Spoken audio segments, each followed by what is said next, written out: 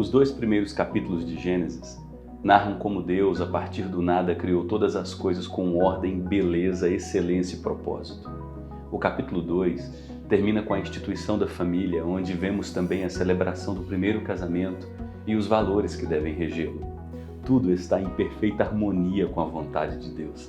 Entretanto, em Gênesis 3, toda a beleza muda de cor, pois o pecado entra na história e passa a fazer parte da rotina humana, trazendo uma de suas principais marcas, que é a culpa do homem com Deus. Em Gênesis 3, versos 8 a 10, nós vemos a reação do homem e sua mulher depois que o pecado foi consumado. O texto diz que ao ouvirem a voz do Senhor Deus, que andava no jardim quando soprava o vento suave da tarde, o homem e sua mulher se esconderam da presença de Deus entre as árvores. E o Senhor Deus chamou o homem e lhe perguntou: onde você está? Note a resposta do homem: ouvi a tua voz no jardim, e porque estava nu, tive medo e me escondi. O pecado tornou o homem culpado diante de Deus, marcado pelo temor nocivo e sujeito à morte. Em Romanos 3, verso 23, Paulo nos diz que pelo fato de estarmos ligados aos primeiros representantes da raça humana, todos pecaram e carecem da glória de Deus. Ao subir ao Calvário e oferecer sua vida perfeita, Jesus levou sobre si o peso da nossa culpa a fim de nos justificar. O profeta Isaías, cerca de 700 anos antes de Jesus nascer, fez a seguinte revelação: ele foi traspassado por causa das nossas transgressões, esmagado por causa das nossas iniquidades. O castigo que nos traz a paz estava sobre ele, e pelas suas feridas fomos sarados.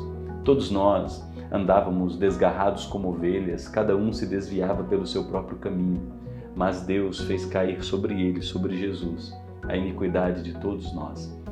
Isaías profetizou que Jesus seria feito maldição em nosso lugar, se entregaria como nosso substituto e receberia todo o cálice da ira de Deus, para que não houvesse mais ira condenável sobre nós. Em Gálatas 3,13, Paulo diz que Cristo nos resgatou da maldição da lei, fazendo-se Ele mesmo maldição em nosso lugar.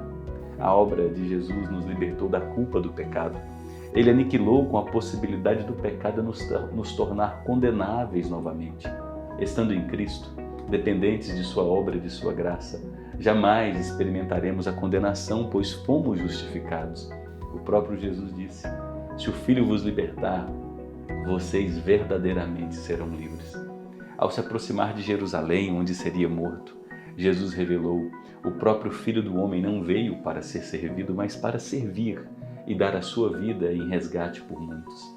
Em Romanos 5, versos 1 e 2, Paulo nos diz que, justificados mediante a fé, nós temos paz com Deus por meio de Jesus Cristo, pelo qual obtivemos também acesso pela fé a esta graça na qual estamos firmes e nos gloriamos na esperança da glória de Deus.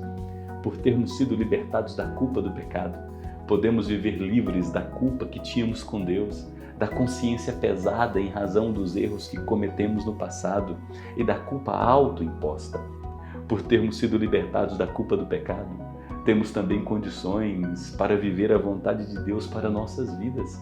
Em Romanos 12, verso 2, encontramos a seguinte recomendação: não vivam conforme os padrões deste mundo, mas deixem que Deus os transforme pela renovação da mente, para que possam experimentar a boa, agradável e perfeita vontade de Deus.